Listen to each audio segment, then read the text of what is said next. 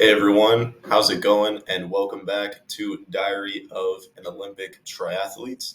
We are now in week 9, I believe. I feel like I should get this right. Like I should have some kind of, I should check what the week is before I start recording, but because I feel like I do this every week. Like I never remember what the week is, but I think it's 9. Like I'm pretty sure last week was 8. Anyway, if it's not, y'all will see in the title which week it actually is. But yeah, so it's week 9 of this video series. So how are we doing? How's running going? How's recovery going? All that stuff. First, I'll start with recovery because today's Tuesday. I had an appointment. I'm 4 weeks out now from my hand surgery, so we're starting to get into serious, recovery phase of my hand injury where it's not just, my hand being bandaged. Now it's really I'm starting to rehabilitate and use my hand, which is very nice. It's a nice change of pace now to be able to get back to seeing my finger move a bit. I'm still wearing this brace, but the doctor gave me today a set of hand exercises to do. So basically, I've just started doing those. It's not very organized, the routine. He was more just like, here are a couple things you can do. Do these as much as possible. But if you're not doing them, keep the hand in the splint to protect it, especially the nerve. But yeah, so I've just been doing that today. I was working on some of the hand exercises, and then also, the scar is pretty much healed at this point. Like there's still a very clear scar there, but like it's most of the way closed up. There's very little of it that's not closed at this point. So that's very nice. I will say it's nice to have a hand that looks more or less presentable, at least from the outside. And soon it will also be healed on the inside. So that's that part. We're making progress. And then on the fitness side, how's fitness going? So last week was just quite a few slow runs, working on also the bike, doing my cross training. I went from 3 workouts to 4. So last week, I did 3 easy runs and a bike. This week, I'm finally starting to incorporate some speed training. I'm still doing only 4 workouts. I'm doing 3 runs and a bike, but now instead of all the runs being easy, I'm doing 2 easy and 1 as a tempo. And that tempo I actually did yesterday. And originally I was going to do it Friday, but I decided to move it because I was feeling ready. Like at this point, I've been doing my slow runs for 2 weeks. I've gotten a little bored of them, and I'd done strides a couple of times. I've been doing the strength work, so I'm like my legs are ready for a little shock to the system. So I actually found a trail that's near my house and I did my tempo run there, which was both a good and a bad idea. Like it was good in the sense of like I've been running around just neighborhoods a lot, and that gets a little boring. And I like the idea of doing trail runs. I want to do a trail race at some point over the summer because I just think that's cool. Like I think it would be nice to diversify and be able to be both a road track racer and then also a trail racer. And also trail racing gives you some abilities in terms of, it gives you more balance, it gives you more strength that then if you do a road race, you'll be able to run better because you've gained some abilities just from the fact of running on a trail. Also, the other advantage is that there's shade. So that was a nice thing because it's been getting quite hot and I'm not someone who wakes up very early. So like going out for runs has already become difficult when we're only in May. So obviously in June, July, and August, it's going to get more difficult. Because just so y'all have perspective, my average wake up time right now is 11, and normally it's after that. And like by 11 already, we're getting into like the high 70s, 80s right now. I feel like that'll probably drop off a little bit because that is kind of hot for May, but also climate change is a thing. So maybe this summer is going to be really hot. The point being that, by 11, it's already like we're reaching the max of what heat levels I could be running at. And then also, as the day goes on, it's just going to get hotter. So basically my options are either I go before 11 o'clock, like I have to get up early specifically to go run, or I have to wait until the end of the day. And I don't like waiting because then it's just like I have this assignment kind of holding or like floating over me, just kind of like hanging over me that like, all right, at 8 o'clock, you're going to have to go outside and run. Like, I don't like having that. I like to just wake up, get my energy boost, go out and do my run, and then I'm done. And I have the rest of the day to rest and recover and do whatever other personal stuff work on my personal projects and things like that. So, yeah, I went yesterday morning. I had to get up at 9:30 for that, which meant I didn't get as much sleep as I wanted. But it was, it was nice. Like it was cool enough. It was pretty warm, but still cool enough. And then I went to the trail. Had the shade, and so I did the routine. It was easier than I thought it was going to be, to be honest. Like it did get hard at some points, and I said that this was partially a bad idea. The reason it was a bad idea were two things. One, the GPS on my watch wasn't working perfectly, like because normally it can tell you the distance you've done and the time and stuff. And I think the trees were kind of interfering with that. But also, the trail is difficult terrain. Like as you can imagine, it's rocks and whatever. But then it was quite hilly. And so I started noticing as I was checking my watch, it was giving me paces of like 10:30 mile. So, which that's pretty slow. Like a 10:30 mile is not that fast, but like that was as I was doing my tempo run. And I'm like, this is almost easy run pace. There has to be something wrong, right? And then I went home, and it turns out my watch actually was not that far off. So I was just running a lot slower than I thought I was. So that was also humbling because my plan was to run the tempo run at 8:30 minute mile pace, and instead it turns out I was running it more at like 9:30 to 10, even 10:30 at some points. So that's a little bit of a humbling, just to remind myself that like you did lose some fitness. Calm down, bro. You're not that good yet. But it was good. Like I did what I was supposed to do. That's one thing that can happen sometimes is you have like a run that's slower than you thought it was going to be or harder than you thought it was going to be, and you can get discouraged. Like that's a little bit what happened. Was like I got home and I'm like, I was just like, damn, like am I really this slow all of a sudden? And then I thought of it and I was like, well, you still did things correctly though, because I ran the entire time, not looking at my speed, but looking at my heart rate. And I was just looking to make sure I was, like at like the heart rate range I wanted to be, having it in like zone 4, zone 3, making sure that I was really getting good workout, basically getting, all the aerobic benefit I wanted. So that part I accomplished. And like that means that I got the training value from the session that I wanted to have. The fact that I was, at 150, 160, 170, got up to 180, like that means that I was getting a good workout in. The fact that it wasn't as fast as I wanted it to be, oh well. Like also the fact that I was on a trail meant I had to run slower because like anytime I hit a hill, I immediately had to go like way down. Otherwise my heart rate shot way up. So I think if I were to redo the tempo session or do one in the coming weeks on a road, it's going to be quite a bit quicker, is my guess. And then also my fitness, I'm expecting that to come back. I've only been back to running for 2 weeks, so we have to give it time. So it's both discouraging and encouraging. Like encouraging in the sense of I got a good run in, I got the workout I wanted. I'm back to doing some fast running, and in the coming weeks I'm going to continue with that fast running. Um, but that said, it also shows me that there's still a road ahead, even to get back to where I was. Which that means though, that also allows me to kind of manage expectations. I'm starting to kind of have like this saying that I'm using with myself for all of this running and fitness, which is you know like high hopes, low expectations. Like anytime you go to a race, show up there and you need to really want it. Like you need to really want to have good results and get a good time, get your PB or be the one to win the race, whatever the case may be. But at the same time, you can't come with this expectation that you have to, because that means you're going to leave disappointed pretty often because very few races are your PB. Like you don't get your PB every day. I know already that in the coming races, I'm probably not going to get my PB for at least a couple of them. Like at least the first couple races of the season, I couldn't even really hope to get my PB. So then going in there with the expectation that, all right, I need to run a 24-minute 5K right now. That's not realistic. Or the same like with the mile, going up, like showing up to a race and saying like, I need to run a 6-minute mile right now. That's not realistic.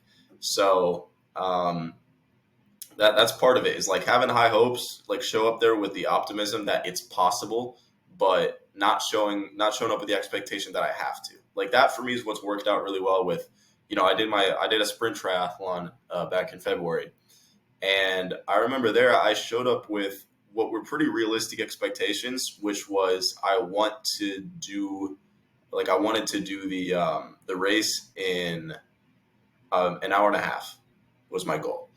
Um, I wanted to do the swim section in 20 minutes, the bike in 40, the run in 30. I ended up exceeding those expectations in every single section. But I showed up there with literally 130 or anything roughly around that is good. I ended up doing it in 117, like an hour, 17 minutes, which is insane.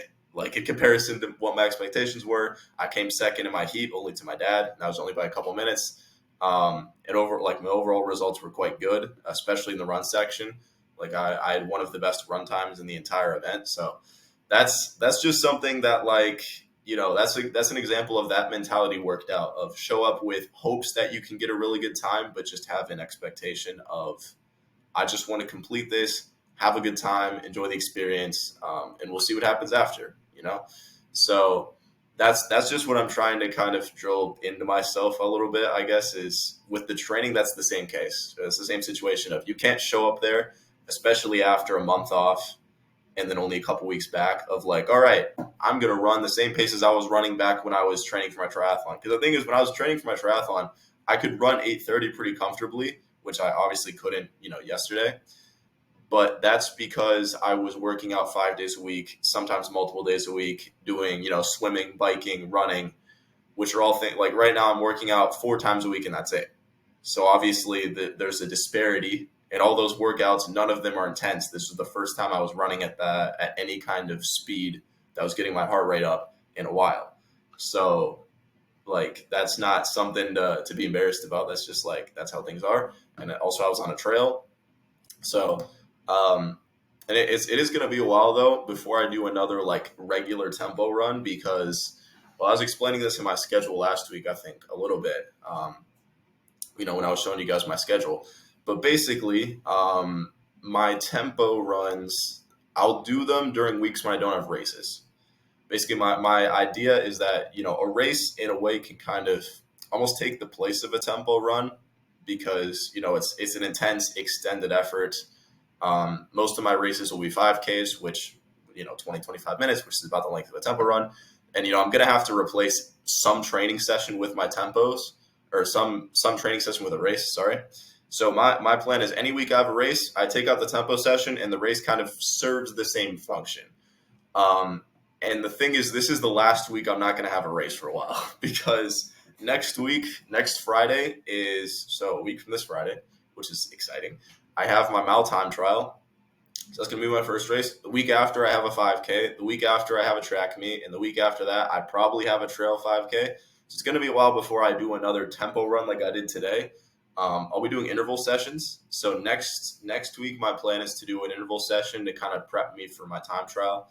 And then, I'm going to do the time trial. And from there, I'll be doing intervals every week to work on the mile. And then I'll just be doing 5K races. And the races will almost be my training as well, because my goal is to get my 24-minute PB for the 5K, but I'm really not going to be doing much like specific training. I'm really just going to be going to the 5Ks, doing my base runs, and I should see my time just naturally increase as, as like each week I'm going to get more and more fit, and also I'm going to get stronger. So I think naturally we should see an improvement there. If I'm really struggling to get under 24, then, we can see what we'll do. I'll make adjustments, but yeah, so that's kind of how we're doing right now. So that was the tempo. That was the tempo for this week. So that was Monday. And then tomorrow I'm going to be doing a run. And then Friday, I have a bike and a weight session. I did a weight session yesterday as well after I ran. And then Sunday is going to be another easy run. And, do some strides with those easy runs as well. Just keep the legs moving. And I think I'm going to try to move my sleep schedule up, so I'm getting up earlier. That's the other thing. Just that I think that's generally going to help with my motivation, like in life at the moment, but especially with my races and especially with my training, because I'll be able to get outside when it's cool-ish, like 9:30 in the morning instead of 11, which means especially if it's like, an easier run, it's going to be way easier for me to do that, because, doing an easy run under like beating down sun in 85 degrees is way harder than it is under 70 degrees, which that's the difference of an hour, or like an hour and a half, to Because here it does get hot pretty quickly. Like overnight and in the early morning, it's quite nice. But then once you get to, especially with the sun beating down on you, it's really bad. Like I saw this firsthand actually because I went to my brother's track meet over the weekend, and as I was there, we got there at 7 in the morning, and it was raining and quite cold. So I showed up with a rain jacket, and by the end of the meet, which we left at maybe 12 or 11:30, the sun was just beating down on us. Like I have a sunburn. I mean, it's gone away now, but I had a sunburn on my left arm because of how like intense the sun was coming down. And we were suffering. We were suffering because it was like humid from the rain, and then also it was hot, and it was not good. Um, so anyway, yeah, that's the week that we've done and the week ahead. Um, yeah, I'm just gonna be trying to keep recovering, keep maintaining a good routine. My calves definitely have been sore for a while. That's one thing.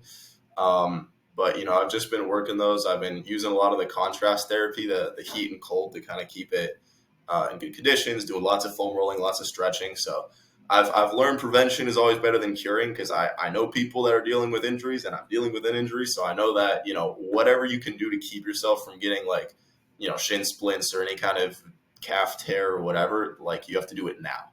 So I'm really investing in the strength training because I want to be able to keep running in the future. I have dreams and aspirations, and actually I'm already signed up for the half marathon in Malaga, which is in December. So also if y'all want to, I don't know if y'all are going to be around Malaga, but I know some people that are going to be doing it. So I've already signed up to make sure they don't take my spot because I know that some marathons sell out.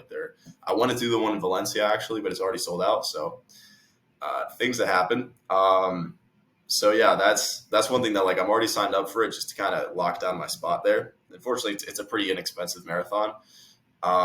So I already kind of have that now on the agenda then that I want to do that half marathon, and that means I need to stay healthy to be able to do a proper training plan and be ready in time for that race. And so I'm investing in strength right now. I'm trying to keep doing the strength every week. So that way, once I start the marathon training or the half marathon training, I can be fit and I won't need to strength train because I'll have built up, over a few months. Because once you start training for like a race, like a half marathon type of thing, you're not supposed to strength train that much. You're supposed to kind of have built up strength so that by the time you're there, you're just doing the running and you have enough strength that you don't need to worry about injuries. So, that's what I'm doing right now is lots of prevention, just going hard on it. But it is true that it's hard, like especially yesterday. I got to my strength session at night and I was just so not with it. Like my heart rate is just way lower than it was during any of my other strength sessions. I think partially because my body was just like, bro, what is this? Like, what are you doing? Because I was so tired from like the tempo session that I done in the morning. So I ended up doing a reduced version of the strength session and, just going very light. And then I, just stretched and kind of finished there. Because it was definitely hard. Like it's hard sometimes to, especially the days that it's run. And then what I've started doing, because what you're supposed to do is separate your runs from your strength. Like you're supposed to do them on the same day, but have them 6 hours apart. Because the idea is this: it maximizes recovery because you do them separate within the same day. Because you're supposed to have very hard days and then very easy days. So the idea is because like logic would say, okay, you should do intense run on Monday and then Tuesday do your strength. And then Wednesday is an easy run and Thursday strength. And then Fridays, an interval run, whatever. But that actually doesn't work because then it means your muscles can never recover because every single day you're basically giving them a beating either by running or by lifting. So what you're supposed to do is run and lift on the same day and then have the day after be a full recovery and then kind of keep that cycle going. So that's what I'm doing. But within the same day, you're supposed to separate them because that gives the muscles time to recover enough that you're going to get benefits from each individual session. Because otherwise, if you do a run and then a lift right after, which is what I was doing initially, what happens is you run, you break down your muscles, and then you lift, and your muscles are already kind of broken down. So you're not going to get as much benefit from the exercises as you would doing them separately.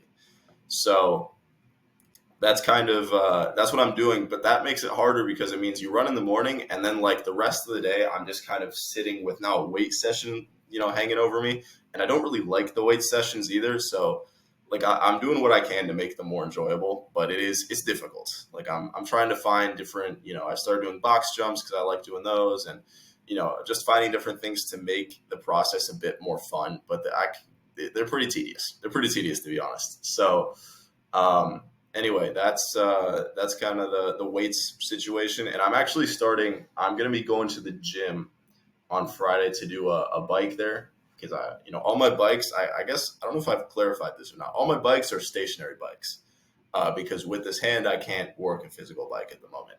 So I'm going to be doing a stationary bike session there. And I'm thinking that since I'll already be there, I'm going to try training with the weights at the gym, like with the machines there. Because I have weights at home, but they're only dumbbells, which I can't use because of my hand. So I've had to do everything body weight. Um, or I've used a little bit of a resistance band, but that's it. So, but at the gym, I'm not sure what the exact machines they have are, so we're gonna have to find out. But um, I've seen some machines that a lot of gyms seem to have that could be used without my hands. Like I could do leg workouts without having to use my hands. Like there's like a leg curl machine, there's like the leg press, there's like a squat rack type of thing that you don't like it's you kind of just like lay it on your shoulders. You don't have to like hold the bar physically, hold the barbell. So I think those are options. But we'll see on Friday, what's available. But I want to try that because I like to diversify. If I can do like one strength session at the gym and then one at home, or even both at the gym, I think that could help with my motivation and then also just being more fun. So yeah, that's about it. Today's a recovery day, and then tomorrow we're back to running. So I will keep you guys updated as things go along. Next week should be week 10. Again, I don't remember the exact weeks, but I think it should be week 10 by then. So I will keep you all updated. But that's all from Diary of an Olympic Triathlete for now. Thank you all for watching, and I will see you guys soon. See y'all next week.